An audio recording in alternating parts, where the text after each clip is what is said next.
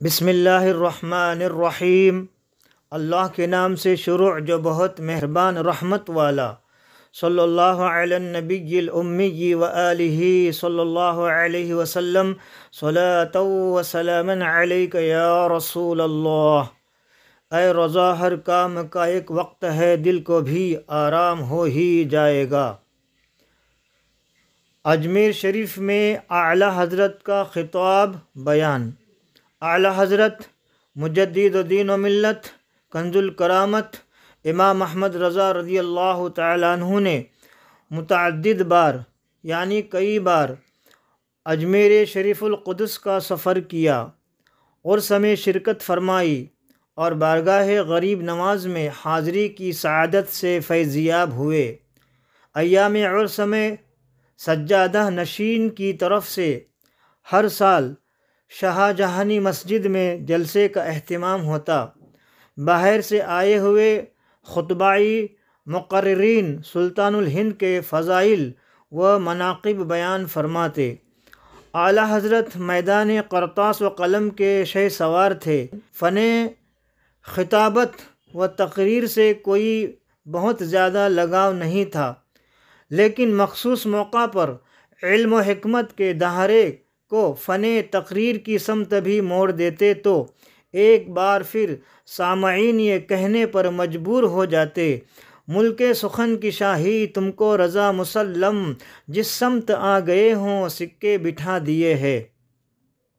لہٰذا آپ جب بھی اجمیر القدس گئے، سجادہ نشین نے کرسی خطابت پر جلوہ گر ہونے کی درخواست کی اور آپ نے سلطان الہند کی غلامی کا ثبوت دیا، گھنٹوں تقریر فرمائی اور حضور غریب نواز رضی اللہ تعالیٰ عنہ کے فضائل و مناقب، سیرت و سوانح پر خصوصی خطاب فرمایا۔ علامہ نور احمد قادری لکھتے ہیں، اعلی حضرت کا اکثر سلطان الہند خواجہ غریب نواز معین الدین چشتی رضی اللہ تعالیٰ عنہ کی خانقاہ میں عرس غریب نواز کے موقع پر جانا ہوا کرتا تھا اور اس وعظ کا اہتمام خود خانقاہ شریف کے دیوان صاحب کیا کرتے تھے، جس میں علمائی فضلائی دور دور سے آ کر وعظ سننے کے لیے شرکت کرتے۔ بعض دفعہ دکن حکمران نظام دکن میر محبوب علی خان اور میر عثمان علی خان بھی اس وعظ میں شریک ہوتے رہے۔ اعلی حضرت کا وعظ سننے کے لیے بے شمار خلقت وہاں ہوا کرتی تھی۔ حوالہ معارف رضا، صفحہ 155۔ اجمیر شریف کا سفر اور ایک قابل ذکر ظہور کرامت۔ علامہ نور احمد قادری فرماتے ہیں، جب اعلی حضرت بریلی شریف سے اجمیر شریف عرس خواجہ غریب نواز میں حاضری کے لیے جانے لگے تو ان کے ہمراہ 10-11 مریدین بھی تھے۔ انہی میں راقم الحروف کے استاد حضرت مولانا عبد الرحمن قادری جے پوری جو اعلی حضرت کے شاگرد و خلیفہ تھے، دوسرے راقم الحروف کے دادا حاجی عبد القادر رحمۃ اللہ علیہ بھی تھے، بقیہ دوسرے حضرات تھے۔ دہلی سے اجمیر شریف جانے کے لیے BBNCIR ریل چلا کرتی تھی۔ اعلی حضرت جب اپنے ہمراہیوں کے ساتھ یعنی اپنے ساتھیوں کے ساتھ فلسرہ جنکشن اسٹیشن پہنچے تو مغرب کا وقت ہو گیا۔ آپ نے اپنے مریدوں سے فرمایا، نماز مغرب کے لیے پلیٹ فارم ہی پر جماعت کر لی جائے۔ چنانچہ چادریں بچھائی گئے۔ لوگوں میں سے جن کا وضو نہیں تھا انہوں نے تازہ وضو کیا۔ اعلی حضرت باوضو تھے، چونکہ ہر وقت باوضو رہنے کی عادت تھی، لہٰذا امامت کے لیے آگے بڑھے اور فرمایا، آپ سب لوگ پورے اطمینان کے ساتھ نماز ادا کر لے، انشاءاللہ گاڑی اس وقت تک نہیں جائے گی جب تک ہم لوگ پوری نماز نہ ادا کر لے۔ یہ فرما کر آپ نے نماز شروع فرما دی۔ جب نماز کی ایک رکعت پوری ہوئی تو اس درمیان گاڑی کا وقت ہو گیا اور گاڑی نے سیٹی دی۔ پلیٹ فارم پر بکھرے ہوئے لوگ ڈبوں میں سوار ہو گئے، مگر آپ کے ساتھ نماز پڑھنے والے انتہائی سکون و اطمینان کے ساتھ ادائیگی نماز میں مصروف رہے۔ اب گاڑی نے پھر دوسری و تیسری سیٹی دی اور ڈرائیور نے گاڑی بڑھانا چاہا مگر گاڑی آگے نہ بڑھ سکی۔ گاڑی چونکہ میل تھی، 1000 کوشش کے بعد آگے نہ بڑھی تو تمام عملہ پریشان ہونے لگا کہ آخر گاڑی کیوں نہیں بڑھ رہی۔ کسی کی سمجھ میں نہیں آیا۔ انجن کو چیک کرنے کے لیے پیچھے بڑھاتا تو گاڑی پیچھے کی سمت چل پڑتی اور جب آگے چلنا ہوتا تو رک جاتی۔ آخر اتنے میں اسٹیشن ماسٹر جو انگریز تھا اپنے کمرے سے باہر نکل کر آیا اور کہا کہ انجن گاڑی سے کاٹ کر دیکھو چلتا ہے یا نہیں، یعنی الگ کر کے دیکھو چلتا ہے یا نہیں۔ ڈرائیور نے ایسا ہی کیا تو انجن چلنے لگا، اس میں کوئی خرابی نظر نہیں آئی، مگر پھر جو ہی ڈبوں کے ساتھ جوڑا پھر وہی حال۔ اب اور پریشانی بڑھی۔ اسٹیشن ماسٹر نے گارڈ سے پوچھا، حسن اتفاق سے وہ گارڈ مسلمان تھا، وہ وہی کھڑا تھا جہاں نماز ہو رہی تھی۔ گارڈ نے بتایا کہ سمجھ میں یہ آتا ہے کہ یہ بزرگ جو نماز پڑھ رہے ہیں کوئی بہت بڑے اللہ کے ولی ہے، گاڑی ان کی وجہ سے نہیں چل پا رہی ہے، اور جب تک یہ بزرگ اور ان کی جماعت نماز نہیں ادا کر لیتی یہ گاڑی مشکل ہی ہے کہ چلے۔ اعلیٰ حضرت عظیم البرکت رضی اللہ تعالی عنہ نے سلام پھیرا اور بآواز بلند درود شریف پڑھ کر دعا میں مصروف ہو گئے۔ جب دعا سے فارغ ہوئے تو انگریز نے بڑھ کر نہایت ادب سے عرض کیا، ذرا جلدی فرمائیے، گاڑی آپ ہی کی انتظار میں کھڑی ہے۔ ارشاد فرمایا، ہم لوگ تھوڑی دیر میں نماز سے فارغ ہو لیں گے، پھر انشاءاللہ گاڑی چلے گی۔